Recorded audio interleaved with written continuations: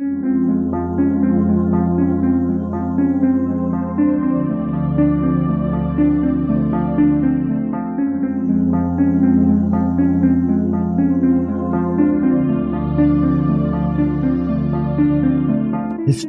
tells the story of the world and of our lives. Sometimes that history goes bump in the night.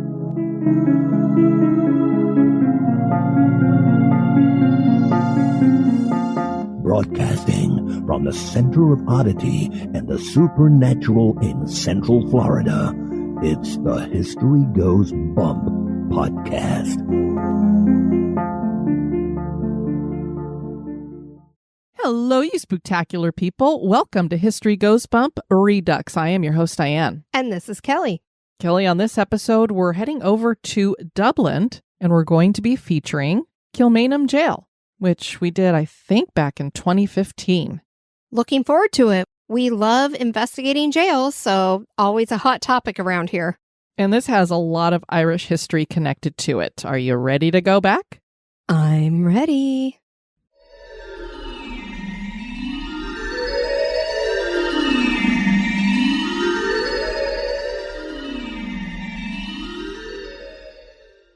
During the 19th century, jails in any country were places that many people went to die because of the poor conditions. Kilmainham Gaol was no different.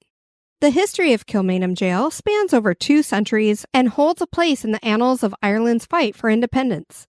Today, this immense structure still stands and runs as a museum, relaying the stories of hundreds of prisoners who included notable revolutionaries and common men, women, and, yes, children. And now it seems to be home for the spirits of several of these former occupants. Join us for the history and hauntings of Dublin's Kilmainham Gaol.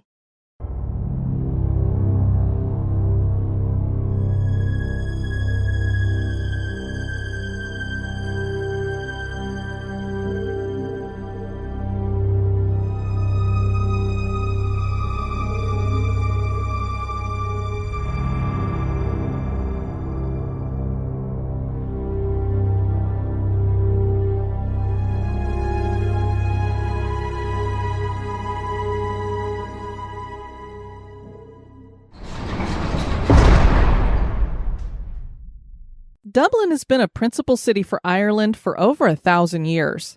The city started as 2 settlements, one that was Viking and the other that was Gaelic. The Viking settlement was founded in 841 and named Dublin, which meant Black Pool.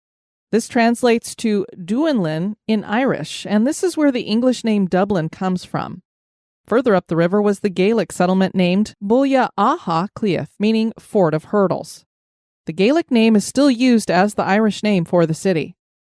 The Vikings ruled the area for 300 years, and this was followed by the Norman invasion in 1169. The Normans built a motte and bailey castle that eventually became the Dublin castle that stands today. The English made Dublin their seat of power in Ireland after the invasion, and this ousted any Gaelic high kings. The ethnic Irish would live on the outskirts of Dublin for hundreds of years, with a few moving into the city proper during the 15th century. The English complained that Irish Gaelic was overtaking the main language. The Black Death hit Dublin in 1348, and mass graves were dug that are known as black pits. And they're still there today. The 16th and 17th centuries brought more English conquest, and monasteries closed because a new Protestant English minority began to rule. Dublin became the capital of the Kingdom of Ireland at this time. The 1800 Act of Union created the United Kingdom of Great Britain and Ireland, shutting down Ireland's parliament. This has led to more modern-day struggles and attempted revolutions for Irish independence, which we'll get into a little more later. Today, the Irish government sits in Dublin. Kilmainham Gaol was opened in 1796 to serve as the county jail for Dublin. There was a need for reform when it came to jails, and this new jail was supposed to improve the poor conditions that were found at all the other jails. Kilmainham was considered to be the most modern jail at that time. The original building was smaller than the present-day structure and consisted of long, dark, claustrophobic hallways and cells. This area is now called the West Wing.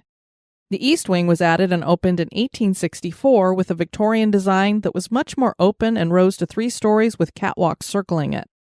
There are 2 chapels in the jail, one Catholic and one Protestant. The Catholic chapel is on the first floor and is red-walled with a wooden altar made in 1882 by Belfast carpenter James Lalore, an inmate at the time. The Protestant chapel is on the top floor and painted blue. Outside is the stonebreaker's yard. This area hosted executions. Hangings were both private and public, but starting in 1820, executions were moved inside to a small cell on the first floor that today is located between the east and west wings. I often wonder, did they do the same thing that they did over here in America, grab their picnic baskets and the kids and go for the day to watch the event? Oh my goodness. Prisoners at the jail came from all walks of life, and initially there was no segregation at the jail. Men, women, and children were all housed together. Most of the crimes that people were jailed for consisted of petty theft or being a debtor. There was the occasional prostitute or murderer. Originally, the cells were meant to hold just one person, but eventually overcrowding forced up to 5 prisoners in each cell. Men were usually allowed to have some form of an iron bed, but the women and children were given straw to sleep upon. Which basically meant they were left to sleep on the floor. Exactly. Until the 1840s, the jail had no lighting and no windows. Each cell was granted a candle that had to last for 2 weeks. And I don't know what size those candles were. I hope they were thick and tall. 3 wick? Yeah, I doubt it. Probably not. Prisoners were served oatmeal, bread, soup, and milk for meals. And this actually caused issues that led to more overcrowding. Stealing food was a crime, and during the times of famine, people figured they were better off in jail where they could get a meal every day. This eventually led to rationing within the jail. All inmates were allowed 1 hour of outdoor activity per day. The women had their own small yard, as did the children. The men were separated into 2 groups, and their yard had 2 circles for walking. One for those serving longer sentences and those condemned to die, and the other for men with temporary sentences. When the East Wing was opened in the 1860s, separation and silence were implemented, and prisoners were not allowed to speak, and they were alone in their cells. Many of the adults would later be shipped off to Australia, but overcrowding continued to be a problem. In 1881, the jail became an all-male prison. To understand the history of the jail, one must understand the history of Ireland's fight for independence. There were 2 main sides on each side of the fight. The radicals wanted to be completely independent of Ireland and become their own republic. As a matter of fact, America's fight for independence and Thomas Paine's book, named The Rights of Man, inspired the Society of United Irishmen. The moderates wanted to write a constitution that gave them a form of independence while still under British rule. The United Irishmen formed in 1791 and became a secretive, oath-bound group that was led by a man named Henry Joy McCracken. McCracken. That's just the perfect Irish name. He came from a prominent family and was jailed at Kilmainham Gaol in 1796. He spent a year there, and when he got out, he led the Bloody Irish Rebellion of 1798. The fight was unsuccessful because of disorganization and an unwillingness by some to fight. And Britain put more of an iron fist around Ireland after the rebellion was put down. McCracken was on the run for a month before he was captured, and he was tried for treason and hung on the same day. This was not the end of the fight for independence. The United Irishmen tried again to form a rebellion in 1803. This time, a man named Robert Emmet was their leader. He helped the group to organize better and conceal their plans. They built weapons and made explosives. But at the moment when the rebellion was ready to launch, many people once again did not fight, and the rebellion turned into more of a riot. After the defeat, Emmet was jailed at Kilmainham and tried for treason. He was sentenced to be hanged, drawn, and quartered. They were not fooling around with him. Yikes. The next day, he was indeed hung on Thomas Street, and he was beheaded afterwards. The block that he was beheaded upon is now on display at the Kilmainham Museum, along with his death mask. A group calling themselves the Young Irelanders and led by William Smith O'Brien and Thomas Francis Meagher started another rebellion in 1848. This was also unsuccessful, and both men were brought to Kilmainham for a time before they were shipped off to Tasmania. And in a plot fit for a movie, Meagher escaped Tasmania and made his way to America, where he fought in the Civil War, leading the Irish Brigade. The Fenian Uprising followed in 1867, resulting in yet another failure, and many members of this secret, oath-bound group found themselves in Kilmainham as well. The land reform movement began in 1881 under the leadership of Charles Stewart Parnell, who was an MP and leader of the Irish Parliamentary Party. Parnell and other MPs rejected the Land Act of 1881, and Parnell ended up at Kilmainham for 6 months. The Fenians morphed after this time into another group calling themselves the Invincibles. The Invincibles assassinated Lord Frederick Cavendish, who was the British Secretary to Ireland, and Thomas Henry Burke, who was his undersecretary in 1882. 5 of them were arrested and taken to Kilmainham, where they were hanged in the yard. And now a little break for a word about one of our sponsors.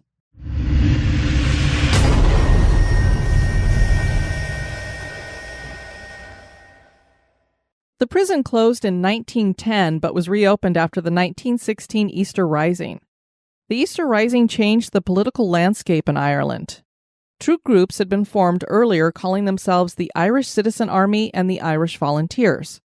The two joined forces on Easter Monday in 1916 and took over the General Post Office and other government buildings. They proclaimed that they were now an Irish Republic. The groups managed to hold out for a week, but their efforts failed. Kilmainham Gaol was reopened specifically to house the rebels, of which there were hundreds of men and women. 14 of the men were taken out to the Stonebreakers' Yard and killed via a firing squad. James Connolly was one of these leaders. Connolly had grown up in the slums and became very politically active. He led the Dublin Brigade during the Rising. He had been severely injured during the fight. He could not walk or stand, so he was carried into the yard on a stretcher. What I'd read is that gangrene had set in, so he was already going to die. Oh, goodness. But they wanted to go in and officially kill him, so they carried him in. He was then sat in a chair and tied to it. After the executions, public opinion of Britain soured greatly. People who were not as interested in the fight for independence became more supportive. Even British people were appalled by the executions, and there was an order for no more to take place.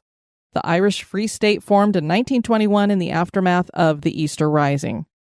Civil war broke out in Ireland in 1922 over a disagreement about the contents of a truce that led to the formation of the Irish Free State. Members of the Free State Army took over Kilmainham Gaol. The Free State government executed 77 Republicans, several of them out in the Stonebreakers' Yard. The jail was opened to women again in 1923, and 300 women and girls were housed there until the Civil War ended and all prisoners were released in 1924. The jail was abandoned until 1960 when Kilmainham Gaol Restoration Committee was formed. Restoration took 30 years, and the building is now open year-round as a museum and for tours. And all of the reviews that I saw online say the tours are excellent. It is not to be missed. Some people were like, yeah, I was just taking a trip in a cab, and the cab driver told me you cannot miss seeing the jail. And so they'd go over, and they were like, it was a great recommendation. Very cool. So if you're in Dublin, make sure you check this place out. Particularly because, well, it's haunted? Yeah. Oh. I mean, with a history like this and all of the executions, it's easy to believe that this building could be haunted. It was during the restoration work that people started reporting paranormal activity. Governor Dan McGill lived with his family at the jail, overseeing the restoration being done by volunteers. His room overlooked the Stonebreakers' Yard, which you got to imagine there's some stuff going on there. That's where they executed everybody. Right. One night he was settling in for bed and looked out the window. He noticed that the chapel across the way was lit up on the inside. He went to investigate and found the chapel empty. He shut off the lights and returned to his quarters. When he looked out the window again, he saw that the chapel was ablaze with light again. He went back to the chapel, saw no one, and clicked the lights off. He returned to his quarters only to find the chapel lights on again. He turned the lights off for a third time, and they remained off. I would be saying something out loud. Hello, trying to conserve electricity here. Can you please leave these lights off? Exactly.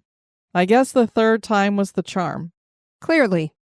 And not only do lights go on and off inexplicably at the chapel, but several psychics have claimed that they feel an evil presence at the chapel, particularly on the balcony area. There are some spirits that seem to have a malevolent presence, but no one is sure if the spirits are of former prisoners or wardens.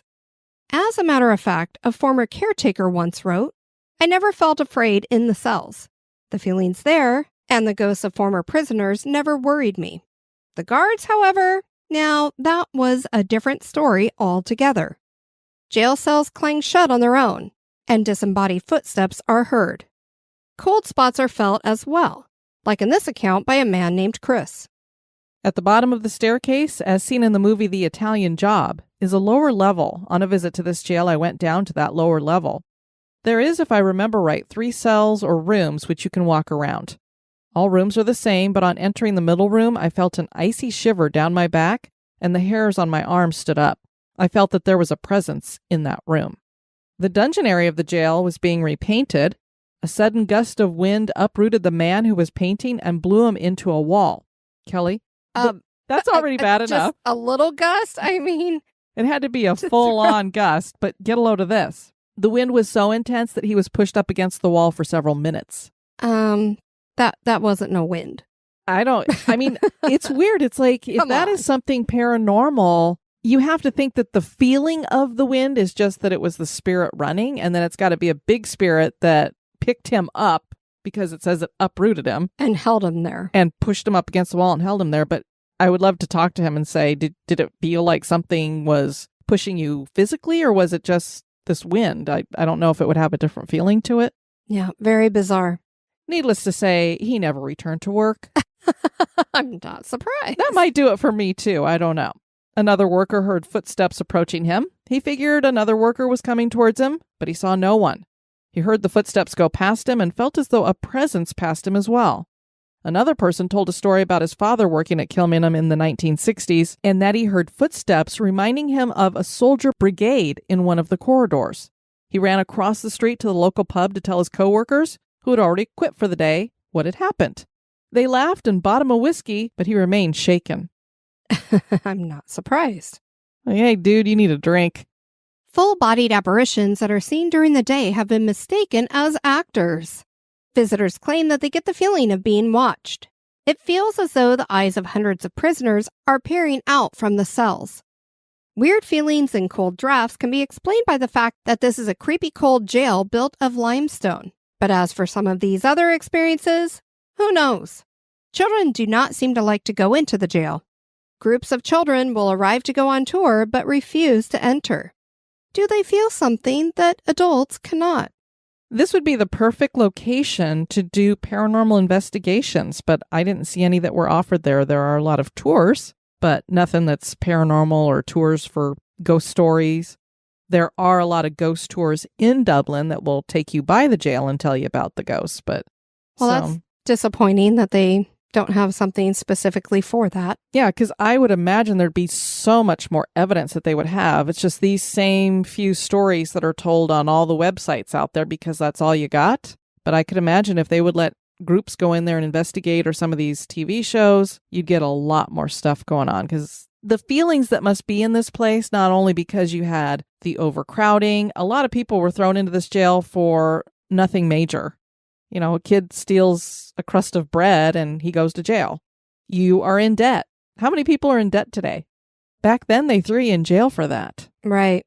So a lot of these people didn't belong in this kind of a place, and it was pretty tough. And then, of course, you had a lot of people who got executed. And then all of the energy that you would have around the fight for Irish independence, which still goes on pretty close to our modern era now. I mean, I remember growing up, we'd hear about stuff over there with the IRA and bombings and all kinds of stuff. So True. The fight continues. Kilmainham Jail is counted as one of the top 10 haunted places in Ireland. Does the jail hold more than just the essence of a long and turbulent political history? Are there still spirits here at the jail? That is for you to decide. Great place to check out in Ireland. Dublin would be a great place to check out. In general. And, yeah. you know, Let's go. The other place that's there, they kind of battle back and forth between which is the most popular tourist destination. It's the jail or the Guinness Brewery. Oh, well, I mean, I do like dark beer. I know. We might have a little bit of an issue there if we had to choose between the two. We just have to do both. I'd be hitting jail, no Yeah. problem. Yeah. That would be my number You're one. like, I can get a Guinness in America. No big deal.